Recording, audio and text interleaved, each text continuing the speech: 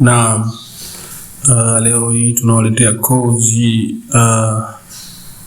ambayo katika mapinduzi ya AI akili bandia. Sasa leo tunawaletea kozi ambayo inaitwa Notebook. Kozi hii inaitwa Notebook. Notebook LM ni kitu gani? Kama inavyoonekana hapo jina hapa juu, Notebook LM. Hii notebook ni product ya Google. Yani product ya Google ambayo inakuwezesha wewe kuinteract na dokumenti yako yoyote au source yako ya data ambazo tutaziona baadaye yoyote. Kwa hiyo inatumia AI ili wewe uweze kuinteract na hiyo document yako. Kwa hiyo utakuwa unatumia notebook, unazifeed au unaziweka ndani yake document zako. Let's say kama una Word document au una PDF au pia una YouTube kama ndo source ya data yako. Sasa utazi-upload katika hii webbook, alafu kisha utaanza kuinteract nayo, aidha kwa kuuliza maswali kuhusiana na hiyo dokumenti yako.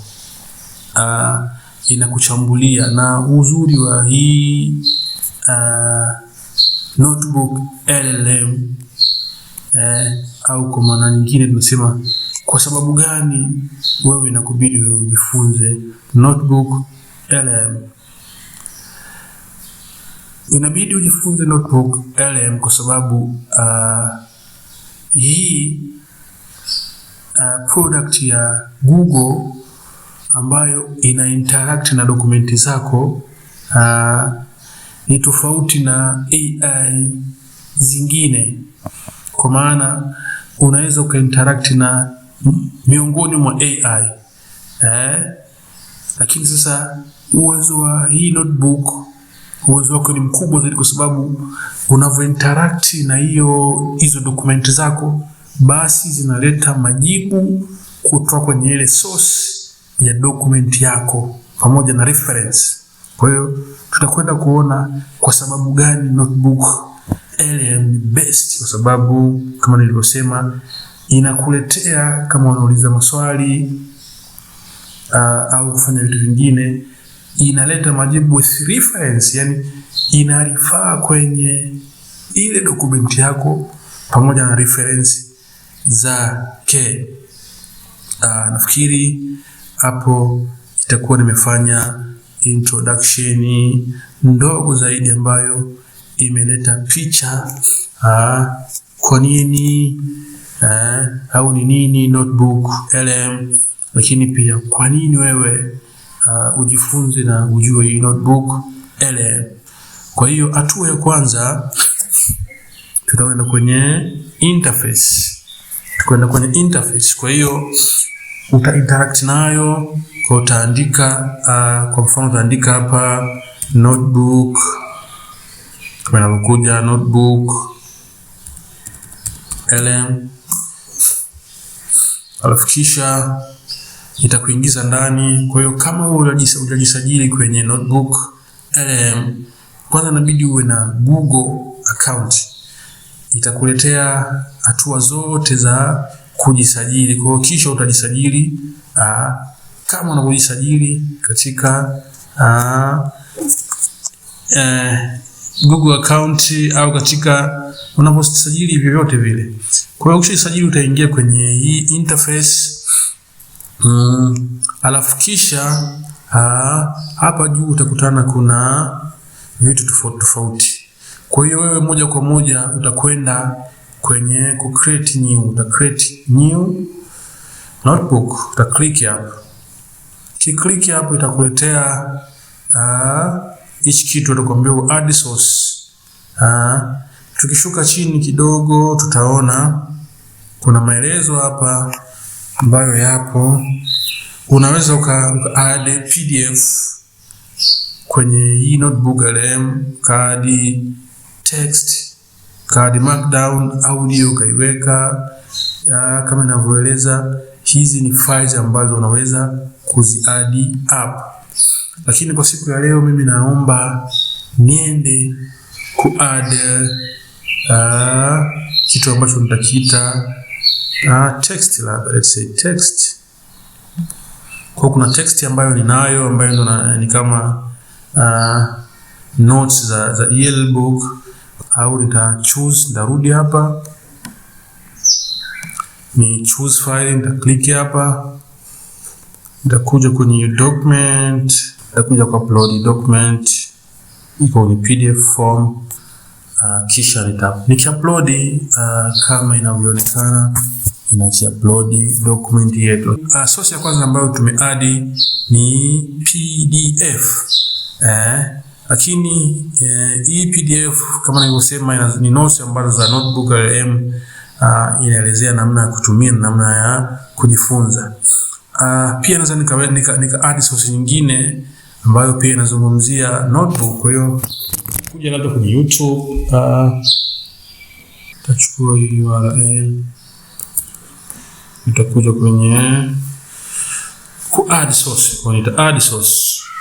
Kija kwenye add source, tutaja kutafuta link, hii link ndo URL, wanda click hapa, au YouTube, ta click hapo, alafu nita paste ile URL, alafu nita insert. Kwa hiyo nita add pia URL ya YouTube, nimeadd. Kwa hivyo ndivyo namna ya kuadd. Lakini pia unaweza ukawa una text kama vile ndo source of data. Kwa utarudi pia hapa uta add, lakini utashuka chini uta add hiyo, paste hiyo text yako au copy text utaiweka hapo. Kwa hiyo hivyo ndivyo namna ya add source of data kwenye notebook LM. Sasa baada ya kuadd, kuna vitu tutakwenda kuviangalia ambavyo ni vya msingi. Kwanza, hatua ya kwanza, tunaona kwenye interface ya notebook LM kuna vitu kadhaa. Tukianza upande wa kushoto kama inavyoonekana, kuna sehemu ya kuadd source. Kwa hiyo huku uta add source, na ukiadd hizi source zako zitakuwa zinashuka hapa chini. Kwa ukishuka kwa chini, utakutana na source ambazo umeziadd. Lakini upande wa katikati kwenye notebook LM kama inavyoonekana, hii ni chart. Kwenye huu upande, sehemu ya juu kabisa inaleta summary ya hizi sources zako ambazo umeziadi hapa. Kwa hiyo ina summarize kile ambacho umekiadi hapa. Tumeadd source mbili, kwa hiyo hii ni summary ya source mbili. Kwa hiyo kama ninavyoeleza, hayo maelezo sitayasoma, lakini ni summary ya hizi source mbili. Lakini kisha ukishuka chini tena kwenye upande wa katikati kuna sehemu ya start typing.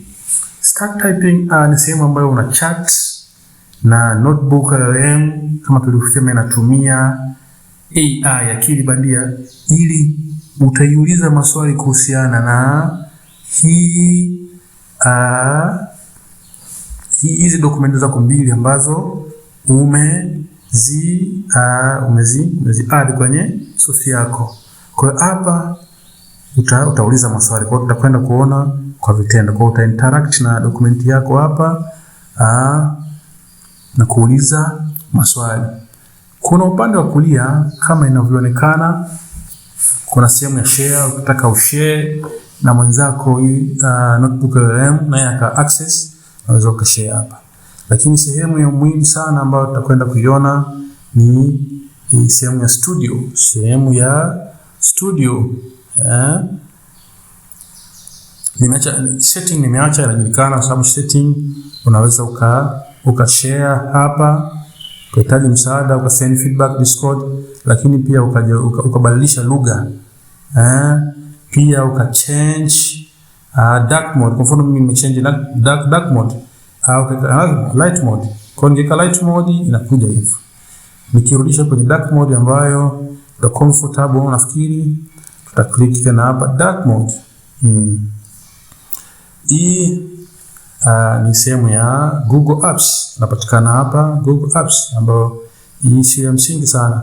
Kwa hiyo sehemu ambayo tutakwenda kuiona kwenye upande wa kulia, tunaanza sehemu ya kwanza ni sehemu ya audio overview. Kama inavyojieleza hapo chini, hii ni sehemu ambayo utagenerate audio overview kwa kutumia AI. Na hii audio overview itakuwa ni kama vile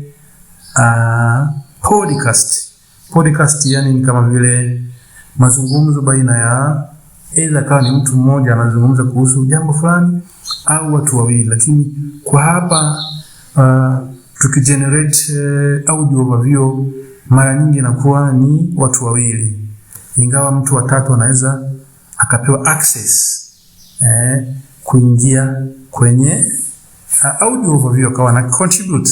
Kwa hiyo audio overview hapa cha kwenda kufanya sasa, uta click hapa. Ukiclick ina generate audio overview. Maana yake overview ya hizi document mbili ambazo umezi upload hapa. Sasa ita generate overview yake ni kitu gani au summary. Kwa hiyo uta click hapa. Ukisha click hapa, ukishuka chini, kwanza ukiclick kuna sehemu za deep dive, kwamba inachimba zaidi zile sources zako mbili, au pia unaweza kaamua uweke brief ya zile sources zako mbili, au critic, kwamba ni expert review of your sources. Wana review sources zako kwa kutumia yani ki expert zaidi. Lakini pia kuna kama vile debate. Kwa hiyo ipo katika mtindo huo. Lakini pia unaweza kaamua choose language hapo. Tutarudi kama mwanzoni hivyo. Pia unaweza kaamua uweke short au long, lakini kwa siku ya leo tuweke default kama ilivyokuwa hapa. Kuna kitu kingine kimeelezwa hapa, what should the AI host focus on this episode. Kwa hiyo hapa unaweza ukaiguide hiyo podcast yako na wale wanaozungumza vitu gani watazungumza hasa. Let's say tuseme labda interface, notebook interface,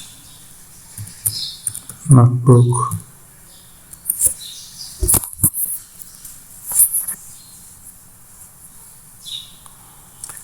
interface. Tunataka hii AI host wako wawili wacha kuzungumzia notebook interface. Alafu tuta click hapa ku generate hiyo podcast. Kwa uta generate, tukigenerate kuna vitu vinatokea, generating audio overview. Kwa hiyo tuachane nayo, kipindi inaendelea ku generate audio overview. Lakini pia kuna video overview. Video overview haitofautiani sana na audio overview. Hii inakuwa ni audio, lakini video overview hii inakuwa ni video. Kwa uta click pia hapa tuone namna gani inafanya kazi. Ukiclick hapo moja kwa moja inaenda kugenerate video overview ya hizi source zako mbili. Sasa tunazungumzia notebook LLM tutorial. Sasa hii ita generate video overview kuhusiana na hizo sources zako mbili ambazo umeziattach hapo. Tutaona ikimaliza ku generate. Lakini pia kuna mind map. Mind map ni kama hizi sources zako mbili, huku ndani kuna session tofauti. Kwa hiyo itakutengenezea mfano wa trees like mfano wa mti ambao umeunganisha hizi concept kutoka katika concept kubwa ambayo ni notebook. Labda kuna concept au kuna subtopic ambazo zipo ambazo zinaungana notebook. Kwa hiyo mind map itakutengenezea mfano kama wa trees, mfano wa tree branches, mfano wa miti. Kwa tukiklik hapa pia tutaona namna gani tuletea mind map. Tu click. Kwa hiyo hapa tuna generate mind map. Acha niendelee kufanya kazi. Lakini mind map ya hizo source mbili, kama utaadi source 10, source 20, basi ita generate mind map kwa mujibu wa idadi ya source zako ambazo umeweka. Hapa report kama inavyosema ina generate report ya hizi source zako. Ita generate report ya hizi source zako mbili. Kwa tutaklik pia sehemu ya report tuone namna gani report hii inafanya kazi. Kwa hiyo kwenye upande wa report kuna sehemu ya format, create your own, kwamba uta craft report your way by specifying structure, styling, tone and more. Lakini pia unaweza ukaamplify document ukapata overview ya hizi source kama report. Lakini pia unaweza ukafanya study guide kama kwa kuna maswali, short answers, quiz, suggested essay, question and glossary. Lakini pia unaweza ukafanya blog post ukatengeneza. Pia unaweza ukafanya training manual, lakini pia kuna white paper, kuna beginner guides ambayo ni kudiscover basic notebook and powerful features for learning. Lakini pia kuna features explainer. Hii itakuwa inaelezea features au nini about notebook and ability to turn document into AI generate audio kama inavyoeleza. Sasa mimi nafikiri ambacho mtakwenda labda kupendelea tuchague style guide. Kwa itaenda ku generate style guide, click. Upande wa mwingine ambao tunakuja ni flashcard. Flashcard hii ni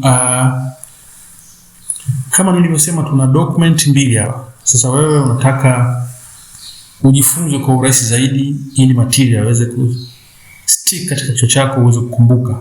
Sasa chukulia mfano wa karata kadi. Ile karata upande mmoja imeandikwa labda maswali, alafu nyuma ya upande wa pili imeandikwa majibu. Kwa hiyo utakuwa wewe unasoma upande miwili. Utakuwa unasoma swali, ukiklik tena kwa mbele inakuletea jibu la lile swali. Mfano wake ni kama karata. Upande wa mbele kuna maswali, upande wa nyuma kuna majibu.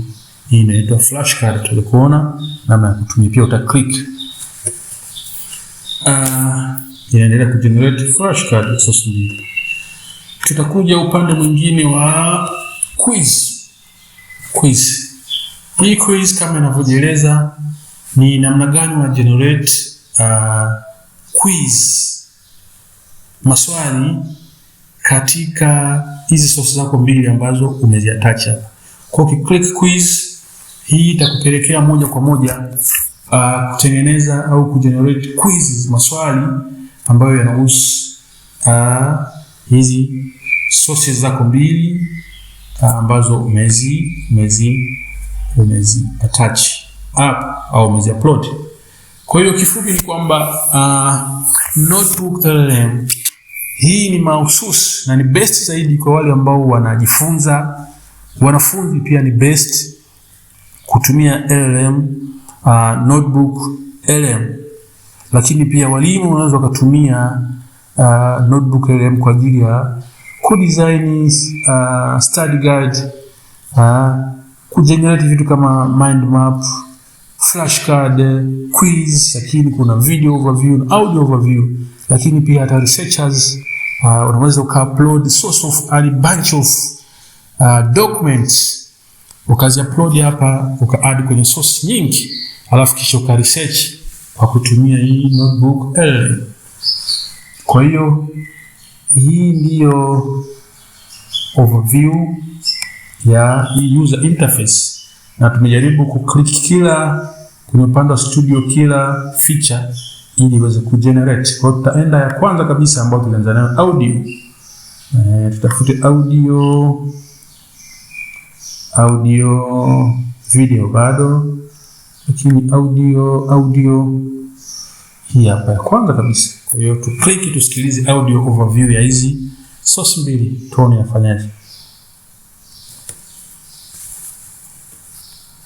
If your work or your studies involve just wading through mountains of text, PDFs, articles, notes, you probably feel like you spend more time just looking for information than actually thinking about it. That's it exactly. You're buried. And that's really the problem we're going to dig into today. We're looking at a tool designed to fix that exact issue.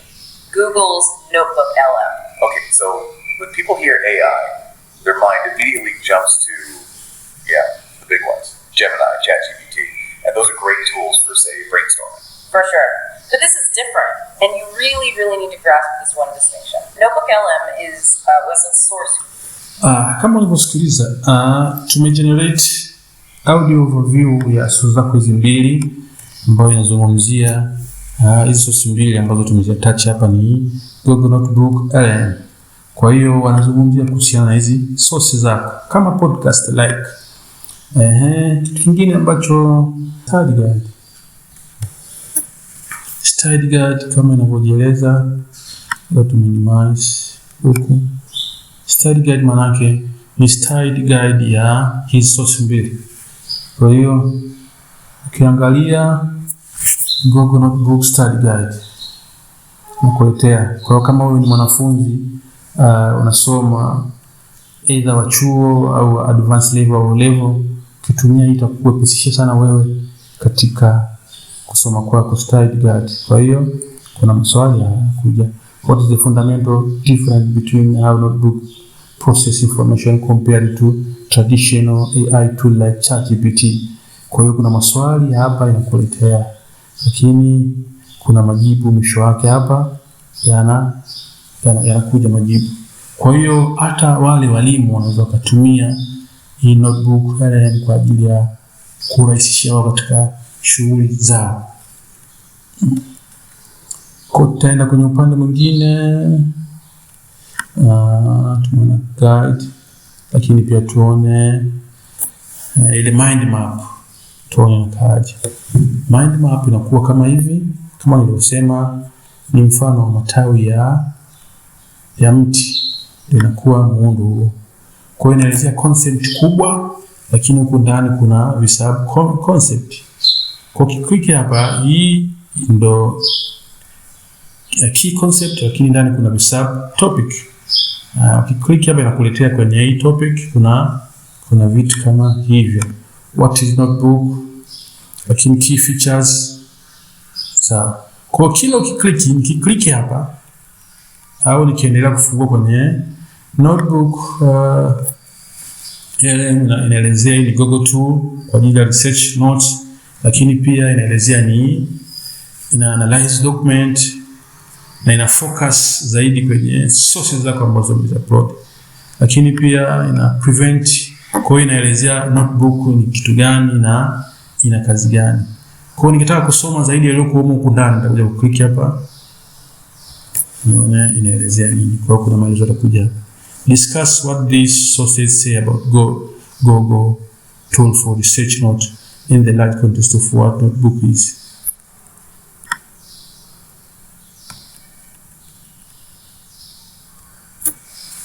Kwa hiyo inakuletea majibu. Tukate kidogo hii ndogo. Inakuletea majibu hayo. Lakini majibu yanavyokuletea kama nilivyosema yako grounded, yani yanatoka katika source, katika ile document yako. Sio kama majibu ambayo yanatungwa kama vile unauza ChatGPT ukauliza swali, inaweza ikaenda ikatafuta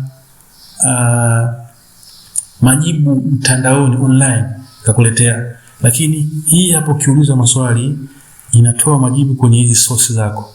Kwa mfano jibu ambalo wamelijibu hapa wametoa kwenye source, na utaka ujue source ni hapa, wameka reference namba 1.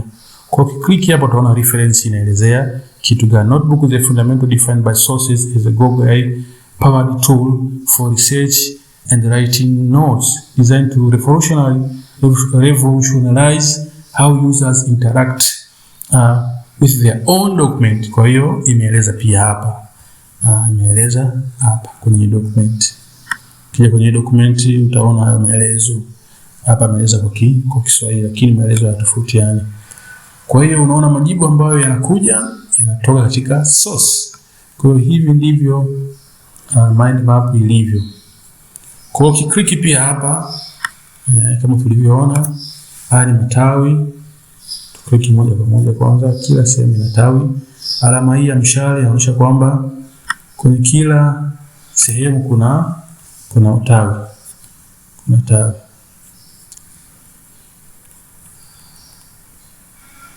Kwa hiyo hebu tu minimize tuone inaonekana vipi. Tukiminimize inaonekana kama hivi. Ndio mind map ambayo inaunganisha concept ya document zako katika zile ambazo umeziupload pale. Kwa hivyo ndivyo namna gani inafanya kazi. Tukirudi kwenye upande mwingine, video overview, naona video overview imekamilika. Tunatenda kwenye flashcard tuone.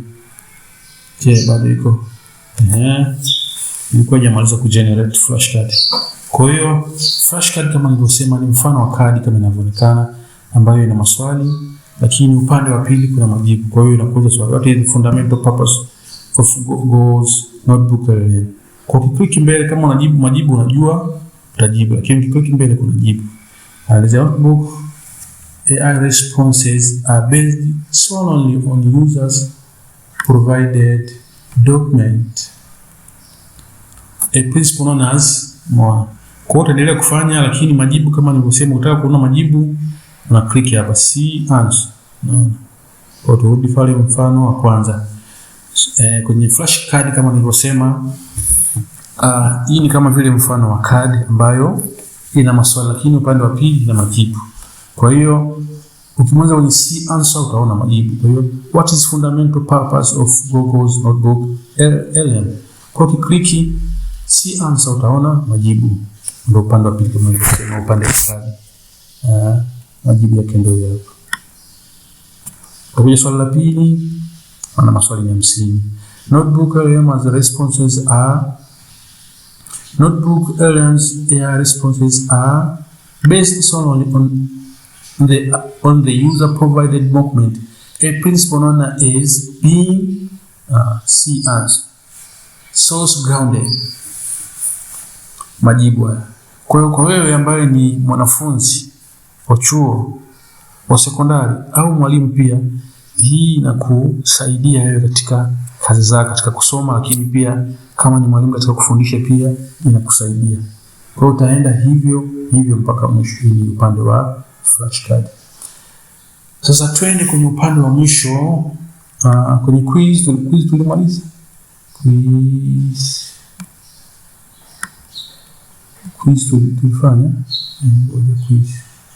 Quiz kama tulifanya basi tulifanya quiz. Generate quiz. Lakini tuende kwenye quiz, alama ya quiz sioni kwa generate quiz. Kisha tuende kwenye upande wa video. Tuende upande wa video tuone video namna gani inaonekana ambayo imegenerate kwa kutumia source zetu. Kwa hiyo ndio video. Click tuone. Today, we're diving into a pretty powerful tool from Google that's designed to completely change how you work with your documents. It's called Notebook LM, and it's basically your own personal AI research assistant. So, let's start with a problem I'm sure you've run into. You've got this mountain of documents to get through. You know, reports, articles, notes, and you think, hey, I'll use an AI chatbot to help. But then, the AI just starts making things up. It hallucinates, and suddenly you can't trust anything it says. And that leaves you with two really frustrating options, right? You either go the old school route, just hitting Control F over and over, which takes forever, or you take a gamble on a general AI that might just confidently invent facts that are nowhere in your files. It's a huge headache. But what if there was a third way? What if you had a tool that could be kama umeona kwa hapo tumegenerate video overview ya hizi sources zako mbili. Kwa hiyo kama ni mpenzi wa video itakuletea kwa mtindo huu, lakini tumebakiza upande mmoja wa hii feature quiz. Kwa quiz maana yake ni maswali hasa yanayohusiana na hizo source mbili. Kwa tayari tumeshagenerate hapa, click tuone natuletea nini. Kwa hiyo nakuletea ni mfano wa maswali 10. Kwa swali la kwanza ni what is the maximum number of sources and total word count you can upload to the single notebook in Notebook LLM. Kwa hiyo utaona jaribu kujaza na itakuletea majibu. Hii ni kama quiz. Kwa hiyo sasa wewe mwanafunzi unaweza ukajifunza ikakurahisishia zaidi.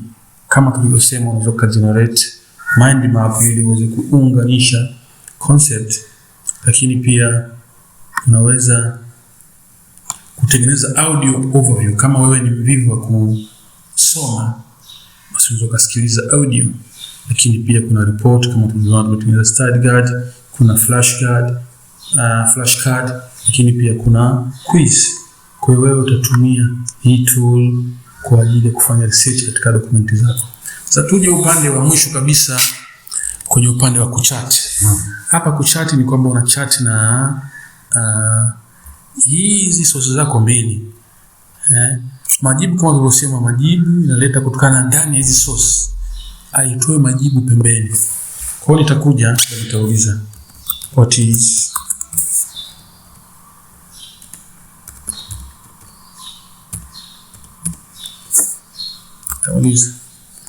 subiri majibu.